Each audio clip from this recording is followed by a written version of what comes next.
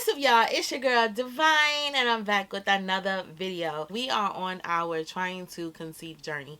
We've been trying for about 2 months. I'm about to say 3. We've been trying for about 2 months now, and we haven't had any luck. Y'all, if you guys hear any noise in the background, it's because they are doing construction outside of my building. But before I jump into this video, don't forget to hit that like button, as well as hit that subscribe button, and make sure you guys turn on your post notifications so when I do drop another video, you guys won't miss it. After the first month's negative test result, I did talk with Tazz, and I did let him know that if we do not get a positive that following month, that I wanted to go and speak with a doctor. Now, y'all, let me tell you how God works in mysterious ways. God always works in mysterious ways, because I already knew what hospital I wanted to deliver at. I'm going to be delivering at the same hospital I had Tazz and Harmony at. Now, I was very big on getting the same doctor that delivered Tazz and Harmony, but because of my insurance, I cannot have that doctor. I can't stress enough how important it is to make sure you guys are doing a preconception visit before you actually get pregnant. Now, I'm going to get very personal with you guys. I'm going to have you guys all up in my business, and you guys need to know so you guys can understand why the doctor is moving in the direction that she is going to move. I don't want to be all over the place. I just want to go ahead and get started. So pretty much when I walked in the office, this was my first time coming to this place. A little confusing, but I found it. You know, the staff was very friendly. It was very clean, and the energy, the vibe was very pleasant. So I was like, okay, this is, good. I can start coming here for like my GYN appointments and stuff like that. So I'm like, I like this place. I get into the office. The nurse, she's asking me questions like, why I'm here. Am I here just to ask questions, or I'm here for like a physical and stuff like that? I pretty much told her I already had my annual physical, so I was just coming to do a preconception visit, and she totally understood. So she took some more information. She left out the room, and she pretty much was like, I'm going to get the doctor, just give us a minute. So I'm like, okay, cool, no problem. So now the doctor that I seen, she was a resident. I'm talking to her. She's asking me like questions like why I'm here and stuff like that. In the middle of her, talking to me, she was like, oh yeah, Dr. So-and-so is here as well. She's going to come and say hi to you. She's going to come in and talk to you. The doctor that she was talking about is a doctor that delivered Tazz and Harmony.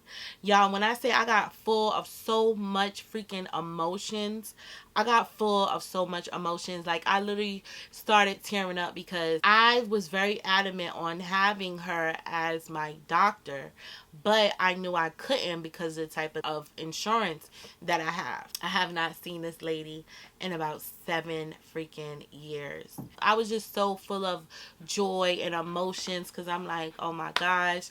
But it was a really good visit. Now, I'm going to talk about my backstory, my history on my health. After I had Harmony, for 1.5 years, it was literally a fight to survive. It was a fight to survive, and I say that because I literally could have died. Certain events during that 1.5 years, if I didn't make it to the hospital in time, my heart literally could have stopped. So after I had Harmony, I started to develop these really bad headaches. It was literally like maybe about a day after I had my C-section, maybe about a day or 2 after I had my C-section, I literally started to develop these really bad headaches. I had Harmony in June. Now fast forward from June all the way to about August, September, I got a diagnosis. So in between that time, I was constantly in and out the hospital, literally. A week after I had her, I was back in labor and delivery unit for a whole entire week, but I was pretty much back and forth to the emergency, constantly back and forth to the emergency room, because I was constantly in pain. I had these bad headaches, and then my vision started to black out. My vision started to turn blurry. I started to actually lose my vision. I couldn't literally see just simple things that was on a piece of paper. I couldn't no longer read the mail. I couldn't no longer read small print. Later that August, September, I was diagnosed with Pseudotumor Cerebri, or as other people know it as Idiopathic Intracranial Hypertension. So, what that pretty much is, it is something that mimics a brain tumor. So, all the symptoms that people get from having a brain tumor, I was pretty much experiencing and going through that. The headaches, the blurry vision, the almost going blind, the hypertension, like everything, I experienced that. So pretty much I had to do many MRIs, I had to do many CAT scans just for them to find out what was going on. I had to do MRIs with contrast and without contrast, and once they did that, they found out what was going on. So pretty much between my brain and my spinal cord, it was fluid that was being built up. So between your brain and your spinal cord, you have fluid that goes in and it comes out. It's pretty much like a two-way street. And I'm telling you guys because this is how they explained it to me at the hospital. It's pretty much like a two-way street. So your fluid goes in and it comes back out. It goes in, it comes back out, like a two-way street. But with my situation, my fluid was flowing like a one-way street. It was just going in, but it was not releasing to go out. But with me, my fluid was only flowing like a one-way street. It was just going in, and building up and building up and building up. So because this fluid was not being released, it was causing pressure to build up. I had pressure not only externally, but I also had pressure internally. I was having pressure build up between my brain and my spinal cord. So I did have to have a lumbar puncture to help drain that fluid. The first lumbar puncture was not successful, and then I had to go in and do a second lumbar puncture, and that kind of helped ease that pain of those headaches, or whatever the case may be. Because of that pressure was pushing on my optic nerve, it made me have severe nerve damage in my left eye. This is why I tell people, do not judge a person based off what you see. Just don't judge people, because at the end of the day, you don't know what people is going through behind closed doors. Now, when all of that was going on, I did lose my vision. I suffered nerve damage. So pretty much I could not see really good out of my left eye. I could not see far. I could barely see anything that was up close in front of me. My peripheral vision was like a blind spot. My vision, I forgot the vision when you like look straight ahead, but you can also see down. That was like a blind spot. Like y'all, when I tell y'all, I literally have a story to tell you guys. It's like mind blowing. But when you are a child of God and when you trust God, God always make a way. And even though the doctors say one thing, God always have a final say. Now, by the state of New York, I am considered blind. I do have low vision, but I can see a very great deal. When I do my eye exam, it's horrible. My eye exam shows that I am considered blind. I can see, like I literally can see. I can go out, do things for myself, or whatever the case may be. Unfortunate thing about it is I can't drive. So this is why anytime we record our videos, you guys will mostly see Tazz drive and not me. I am keeping the faith that one day I will drive, but at the present moment I cannot drive. And that is okay because I don't mind being a passenger princess. But I'm getting off topic. Because of my history, this is why she's going the way that she wants to go as far as the next steps to take moving forward. Now, I did explain to her we have tried to conceive the past 2 months and it's been no luck. She did say anytime you're coming off birth control, you want to give your body time. She said within 6 months, I should be pregnant. She did say her only concerns would be if me and Tazz have been trying for a year, she would definitely be concerned and she would shift in a direction as far as like fertility treatments and checking like my uterus and checking my eggs and stuff like that. She says she will more so gravitate into that direction. But because it's only been 2 months, she's going to go a certain way. I did take a urine sample and I also did do blood work. So they did take 2 vials of blood from me today. So they pretty much going to send that over to the lab just so they could get like a baseline on where my blood work and everything is. So that is a good thing. Certain things that they look for is not something a regular PCP doctor would look for or think to look for when you're trying to conceive.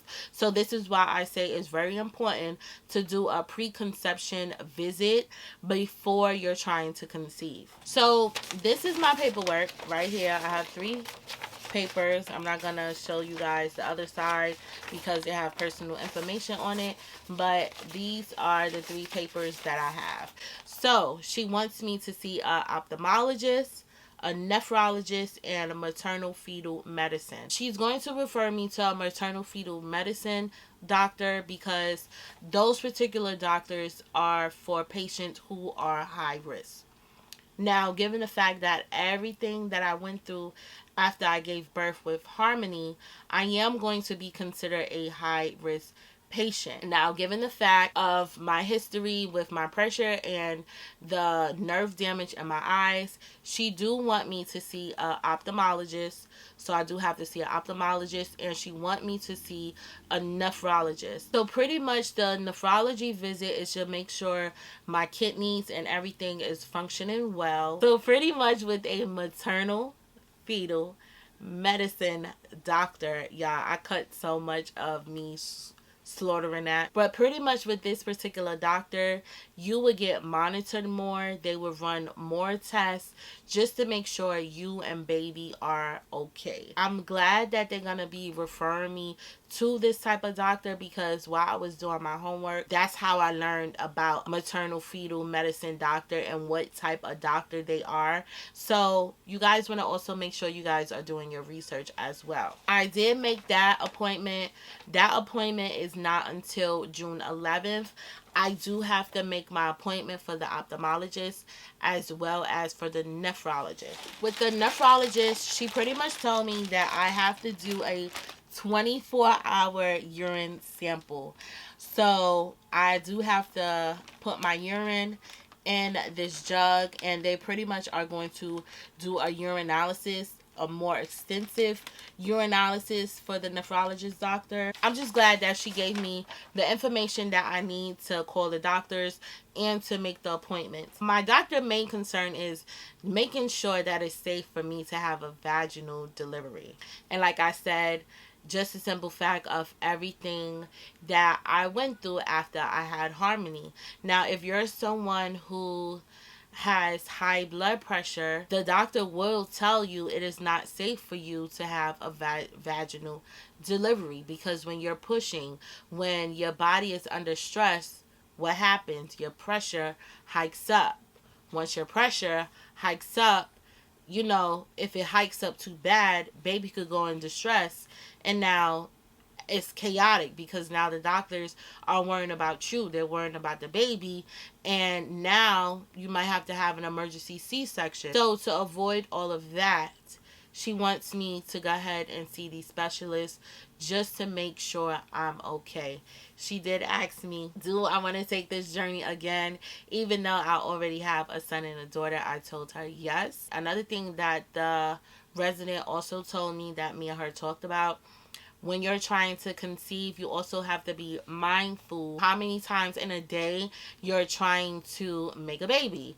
She said because if you are going round after round after round after round, you're not going to get good quality sperm. She did tell me it's best to let the male partner regenerate for 24 hours so you can get good quality sperm. So now if you're someone who's going like round after round after round within a day, you guys just want to be mindful of that. So I did let Tazz know that as well. He kind of already knew that information. She did ask about like his sperm count and stuff like that, because if you guys do know, if you're smoking marijuana or just tobacco in general, or if you are drinking, that can affect your sperm count as well. Taz is not much of a drinker. He don't indulge in tobacco stuff.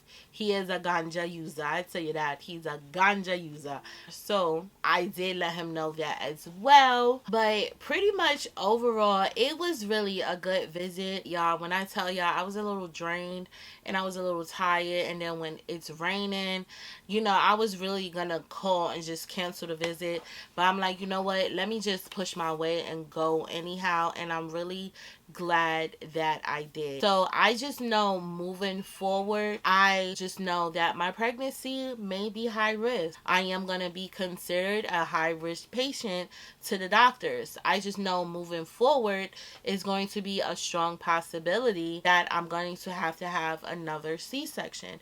And honestly, I'm okay with that. My doctor did say, you know, it is good that I came to do this visit first versus having to do everything while I'm pregnant and stuff like that. So moving forward, I will be going back there for more appointments. When I do get pregnant, I will be going back there for prenatal care and stuff like that. So I am super excited. I am going to wait for the test results and I'll give you guys an update on that. But she pretty much told me we just gotta wait. You know, just wait it out. I'm still young. And she also told me, you know, when I did have my kids, you know, I probably was more fertile. You know, I was much younger when I had my children. As I'm older now, she did say I'm still in a good window. She said I'm not considered old until like 36. So she did say she's not too concerned about, you know, me conceiving. She said she do know it's going to happen, and it just might happen within the next 6 months. I did mention to her about the Geritol. She said, "Ooh, girl, that is old school." I said, "Yeah, that's the only iron supplement so far that is working for me." So she said, "If that works for me, continue to take it." I am going to continue taking the Geritol. Anything else moving forward, I'm not going to do the Mucinex method now. I don't know if I'm going to do the pre-seed method. I really don't know. But I want to just make sure I go ahead and make these appointments just so, you know, the doctors can do all the testing and everything that they need to do, just so I know where I fall and we could just move forward with this journey. So if you guys are on this journey, you know, let me know your thoughts. How was your process? You know, how long did it take you to get pregnant after stopping birth control? Like, let's chop it up in the comment section. But that's all that I got for right now. But you guys stay tuned for the next video.